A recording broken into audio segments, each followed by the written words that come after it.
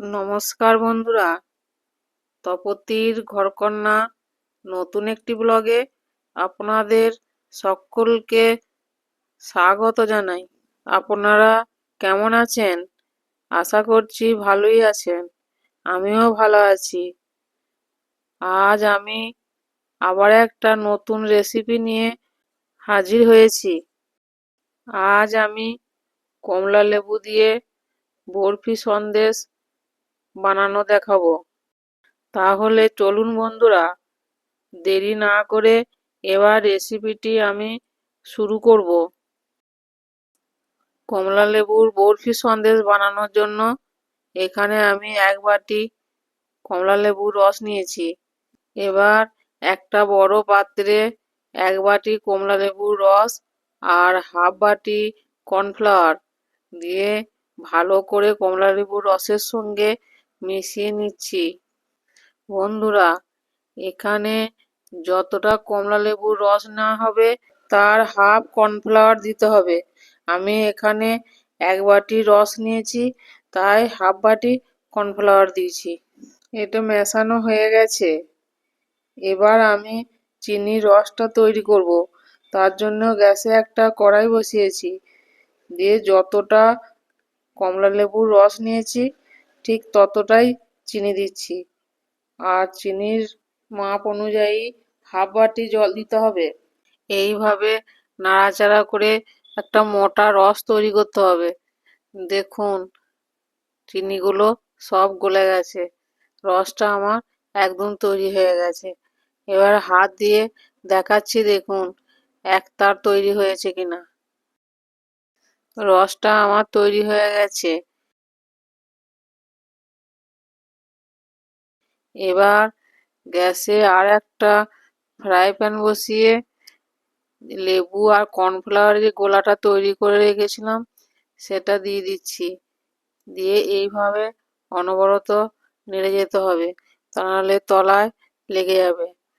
কম উপকরণ দিয়ে আর খুব সহজেই বাড়িতে বানিয়ে নেওয়া যায়। দেখুন বন্ধুরা, নাড়তে নাড়তে কীরকম মোটা হয়ে গেছে। এইভাবে নেড়ে নেড়ে মোটা করে নিতে হবে।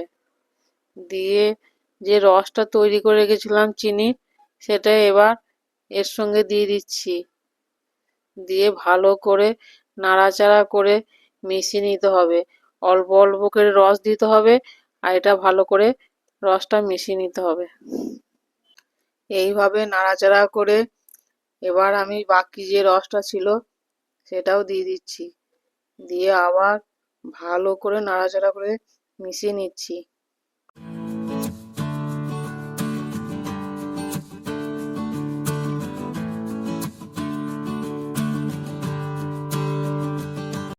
এই সময় গ্যাসটা একদম লো রাখতে হবে, তা না হলে তলাতে ধরে যাবে। দেখুন, আমি সব রসটা এর মধ্যে মিশিয়ে নিয়েছি। এবার একটা কেক মোল্ডে ঘি মাখিয়ে দিচ্ছি। দিয়ে এবার অরেঞ্জের মিশ্রণটা এই মোল্ডের মধ্যে ঢেলে দিচ্ছি। পুরো মিশ্রণটা কেক মোল্ডের মধ্যে ঢেলে দিয়েছি। এইভাবে বাটিটাকে একটু ঠুকে দিচ্ছি। দিয়ে ঠান্ডা হওয়ার জন্যে কিছুক্ষণ আমি রেখে দিচ্ছি। দেখুন বন্ধুরা, কিছুক্ষণ পর দেখাচ্ছি কেক মোল্ড থেকে নিজে নিজেই বেরিয়ে আসছে। এবার একটা স্ট্রেতে আমি ঢেলে দিচ্ছি, দিয়ে পিস পিস করে দিচ্ছি।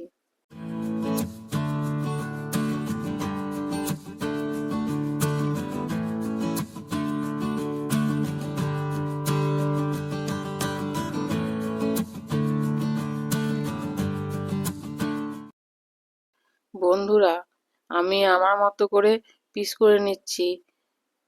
আপনারা আপনাদের মতো করে পিস করে নেবেন। এবার আমি দেখতে ভালো লাগার জন্য নারকেল কোড়ায় কোট করে নেব। আপনারা চাইলে ড্রাই নারকেলও দিতে পারেন। আমার কাছে নারকেল কোড়া ছিল, আর নারকেল কোড়া দিয়েই আমি কোট করছি। আর দেখুন বন্ধুরা, দেখতেও যেমন ভালো লাগছে আর খেতেও ভালো লাগবে। এইভাবে সব অরেঞ্জ বরফি সন্দেশ আমি নারকেল কোড়ায় কোট করে নিচ্ছি। আর উপর থেকে আমি 1 পিস করে কাজু দিয়ে দিচ্ছি। দেখতে ভালো লাগবে আর খেতেও ভালো লাগবে। আপনারা দিতেও পারেন, আবার না দিতেও পারেন। আমার অরেঞ্জ বরফি সন্দেশ একদম রেডি হয়ে গেছে। দেখুন বন্ধুরা, দেখতে কত সুন্দর লাগছে, আর খেতেও নিশ্চয়ই ভালো হবে। আর একটা আমি ভেঙে দেখাচ্ছি, দেখুন কত সুন্দর হয়েছে আর কত নরম হয়েছে দেখুন। বন্ধুরা, আমার এই অরেঞ্জ বরফি সন্দেশের রেসিপি কেমন লাগলো অবশ্যই কমেন্টে জানাবেন। ভালো লাগলে আপনারাও বাড়িতে বানিয়ে খাবেন ও সকলকে খাওয়াবেন। আমি এখানে কোনো ফুড কালার ব্যবহার করি নাই, আপনারা চাইলে ফুড কালার দিতেও পারেন। বন্ধুরা, ফুড কালার না দিয়েও এই কালারটা আমার দারুণ এসেছে, সেই জন্যই আমি ফুড কালার দিই নাই। ফুড কালার দিলে দেখতে ভালো লাগতো, কিন্তু সবাই তো আর ফুড কালার পছন্দ করে না।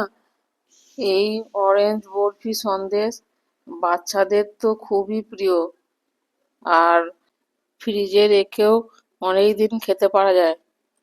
আমার এই রেসিপিটি যদি ভালো লাগে তাহলে অবশ্যই লাইক, কমেন্ট, শেয়ার ও সাবস্ক্রাইব করবেন। আজ এই পর্যন্তই। আবার দেখা হবে অন্য কোনো ব্লগে, অন্য কোনো রেসিপি নিয়ে। ততক্ষণ সকলেই ভালো থাকবেন, সুস্থ থাকবেন। ধন্যবাদ সকলকে ভিডিওটি শেষ পর্যন্ত দেখার জন্য।